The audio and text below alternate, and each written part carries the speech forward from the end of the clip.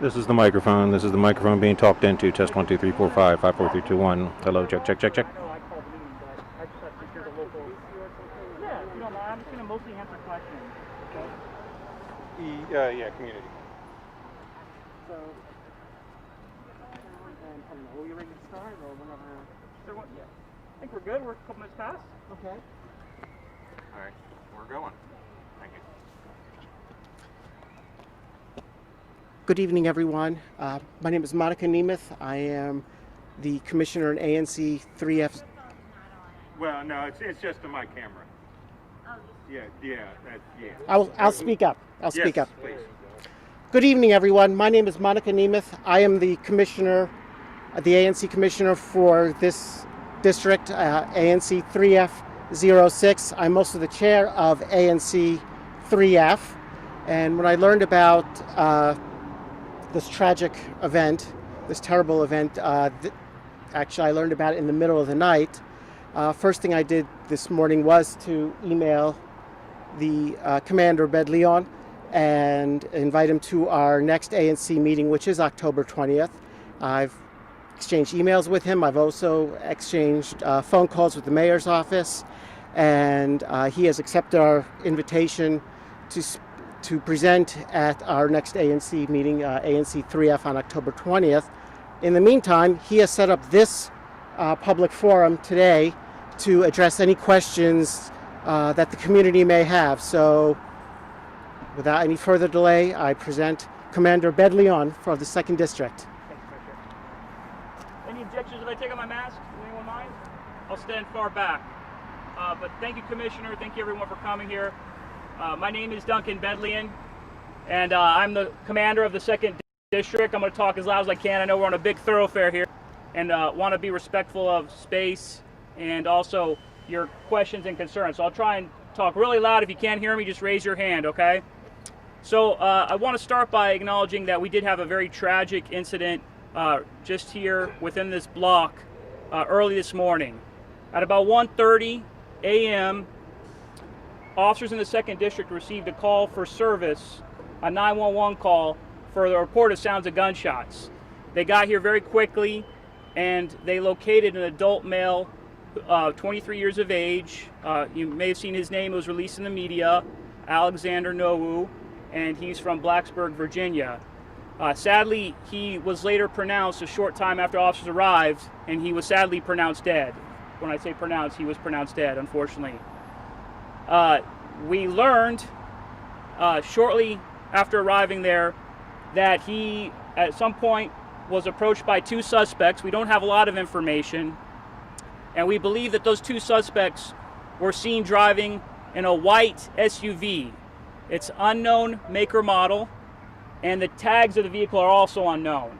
So that's all we have in terms of lookout. The 2 suspects were described as younger adult African-American males. We don't have really much on clothing, very nondescript. And then again, the white SUV. So we know that they approached our victim, and at least one of them fired a handgun at our victim, and he sustained ultimately gunshot wounds that caused him to lose his life. So that's what we had when we arrived. What we're doing right now is what I want to spend our time talking about, and I'll answer your questions, because I know this is a very alarming and concerning crime. So what we're doing right now is we're saturating the area with officers on mountain bike, officers on scooters, officers in cars, and then we've hit every one of our establishments with literature to try and gain as much information as they have available at their disposal. So we're giving them cards to alert us how they can provide this information. And for those of you that are here, this is important that you hear this as well. We have a 24-hour command information center. It's where officers are staffed 24 hours a day. You can call that number if you see anything suspicious, or if you later look at a private camera and you realize you caught something that may be alarming, and you can send it to them. The phone number is 202-727-9099. That's 202-727-9099. You can also text tips to our command information center. And the way to remember is you're going to text the 50, the 411. And you can text video, images.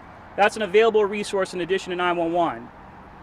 So we've, of course, gone to the establishments up along Connecticut Avenue. We've shared this information. We're asking them to look at their cameras We're asking them if they recall anything suspicious in the last few days to let us know. And we're going to actively work, our patrol officers here in the 2nd District, with detectives that are investigating this case. And we're hoping we can find out more information. If and when we do recover video, which I believe we will eventually, that will be released to the public so that you can see it. It goes on our public YouTube web page, and there's information about how to call us should you find information that's helpful, relevant to any video that we recover. Those are a few things that we're doing. We also have cars that are actively patrolling in this area, and these cars are equipped with a machine that's called a license plate reader, and it reads license plates, and we're patrolling to look for any suspicious vehicles. So by suspicious, I mean vehicles that we think may be surveilling businesses or citizens, vehicles that may have any false tag or other identifying information, and that's who we want to make feel uncomfortable by our presence. That's just a few things. I do want to acknowledge Councilmember Che, who came in. Thank you, Councilmember. She's been working with us, and we've been able to share information. Appreciate you spreading the word today. Would you like to say anything? No, I think we're all grateful to you, Commander, and for MPD for all of your work, and thank you. Thank you. So, I touched a little bit about the homicide. I also want to touch on the shooting that took place last night at about 11:30 p.m. So this is about 2 hours prior to the homicide over here. So 11:30 p.m. officers again received a 911 call for a report of sounds of gunshots. And what we found was an adult male victim. This victim was older, in his 70s. He had a gunshot wound to his upper body. Thankfully, he's okay. He's been treated at an area hospital and has since been discharged. We're grateful that he's okay. But we learned that he was in his car and he was approached by 2 suspects, one of whom fired a handgun. So I'll tell you what we know and what we don't know. What we know is that there was 2 people in that situation, and there's 2 suspects involved in the one over here. We know that they were about 2 hours apart, and we know that they weren't that far apart. The first shooting at 11:30 p.m. happened in the 4300 block of 40th Street Northwest, right off 40th in Wisconsin. So because we know that, we're treating both of these situations very seriously. What we cannot say is if we think they're connected. We don't know that at this time, but we're going to explore any possibility. We are also going to try and focus during the nighttime hours on improving our visibility at areas where pedestrians and motorists are frequenting late at night. So last night, right away, once we realized we had a potential situation with the homicide down here, we immediately deployed all our officers to gas stations and other establishments that are open late at night. And we wanted to focus our presence on that in case we had a trend. So we're going to do something very similar. We're going to be hitting all our businesses. We want folks to see us. We want folks to know that we're out here. We're going to try and catch these offenders. But at the same time, I also want to acknowledge that it's a very scary crime that occurred. And we truly do need your help. So if you see anything suspicious, if you see something that doesn't look normal, you are the first folks who are going to see something that stands out because you walk here, you live here every day. And we could use your help. Please call 911. One of the questions I get is, well, when do I call 911? Well, if you don't know, just call us to be safe, and then we'll determine what's appropriate. Okay? That's something we want you all to do. Don't feel bad about calling 911. That's what we're here for. So those are a few things that I wanted to share. I want to open up time for questions. Yes, ma'am. One is, I've also been in touch with Chief Newsham, and the chief has also promised to provide the commander and 2P the resources that they need to pursue this. And the second thing is, like the commander said, if you have an inkling that something's amiss, sometimes we hold back, we don't want to, call and say something if it doesn't amount to anything.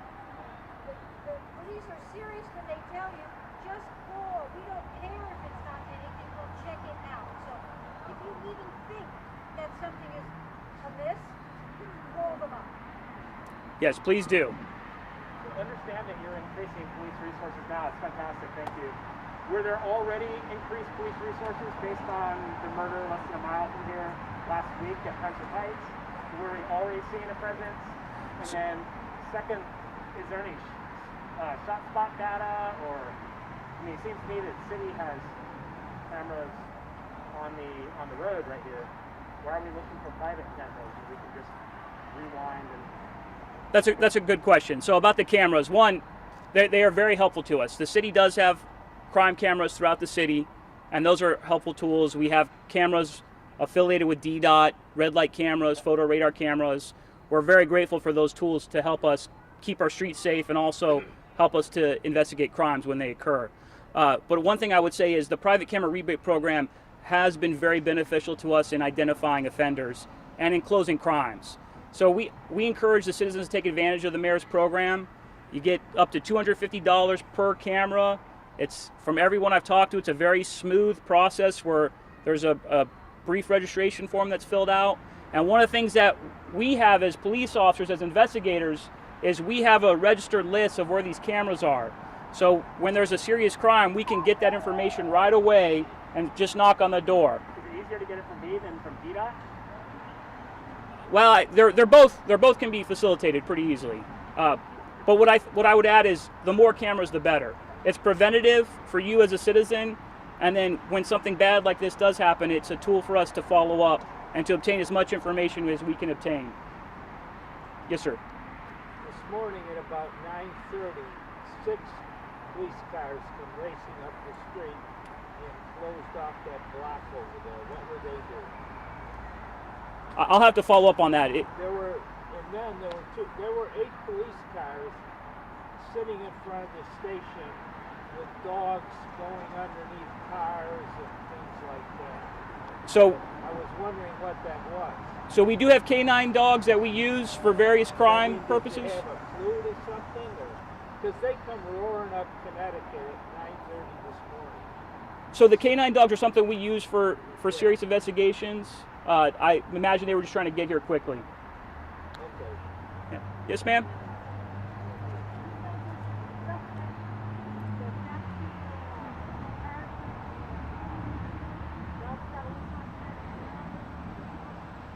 I think I got what you asked. You're asking about the shooting at near Western and Harrison? So yes, that we believe that shooting was a targeted shooting. We don't believe that was random. No, I'm talking about the one on Western Avenue from a couple weeks ago. We believe that those victims in that situation were targeted, and we believe it was targeted related to marijuana. Any other questions? Yes, sir. When do we use 911 and when do we use that 202-727-9099?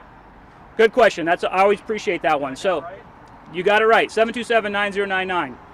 So that you use when you have information that is helpful to the police and you're not sure where to get it.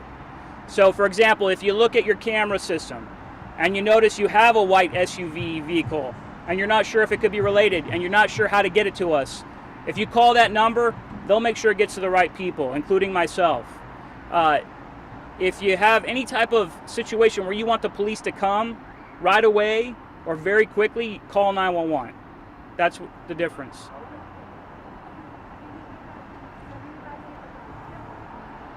So give what?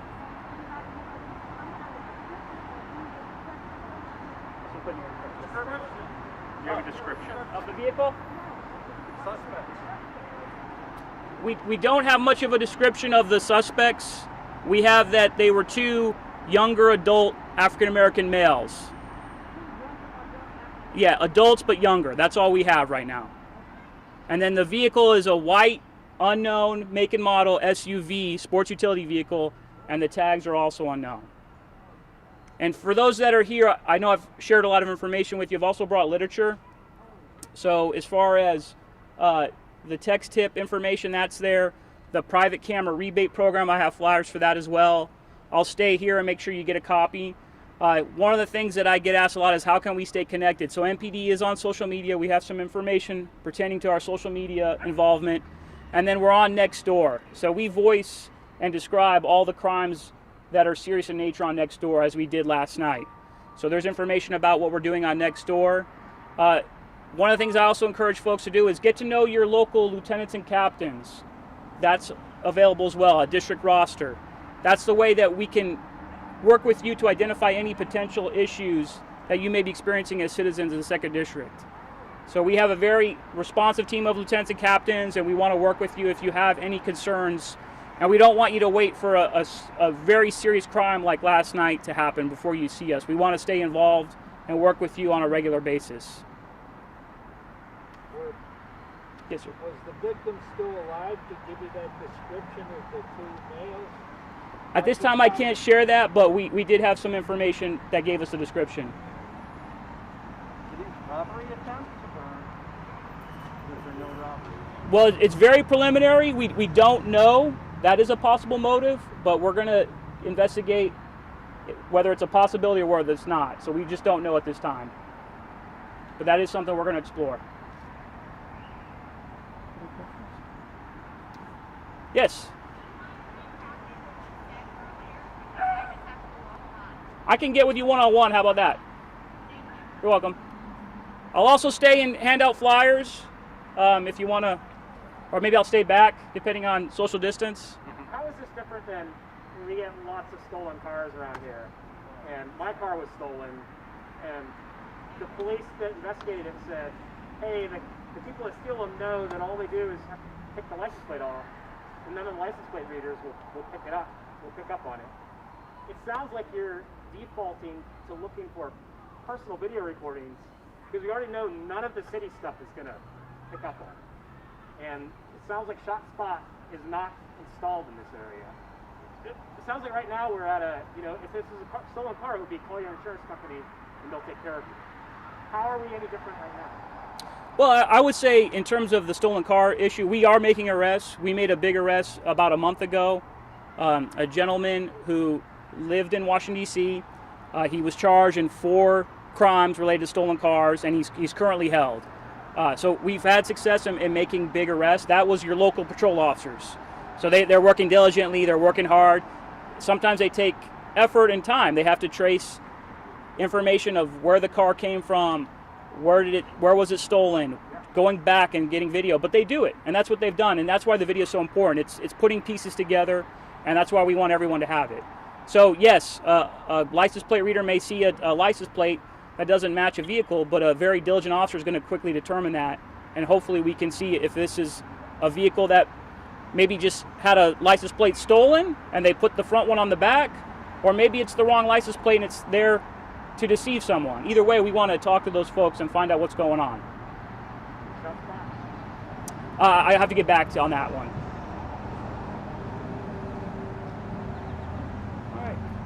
Well, I'm happy to stay here if you want to ask me one-on-one questions, and then we got the literature here as well.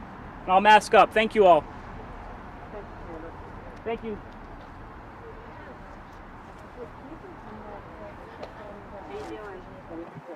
I can't confirm. I can confirm you from last time. Thanks, man. I'm Robert. Oh, nice to meet you. Thanks for coming.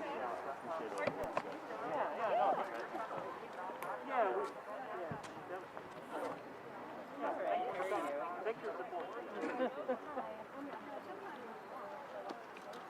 Thank you for coming, sir. Yeah, this morning there was a lot of activity. There were 8 cars surrounding the station. So it was probably just a canine dog.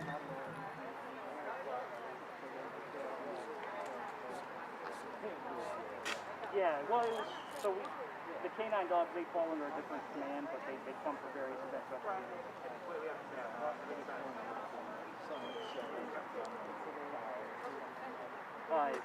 No, I don't believe we have any.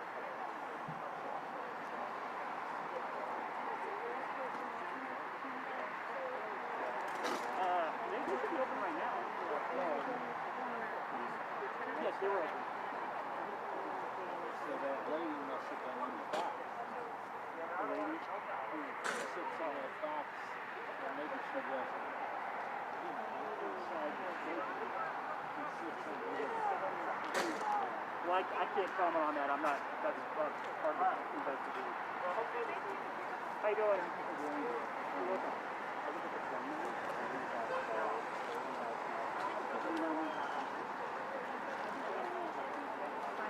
Yeah, but I'm sorry. Oh, no, that's okay. And then other cars.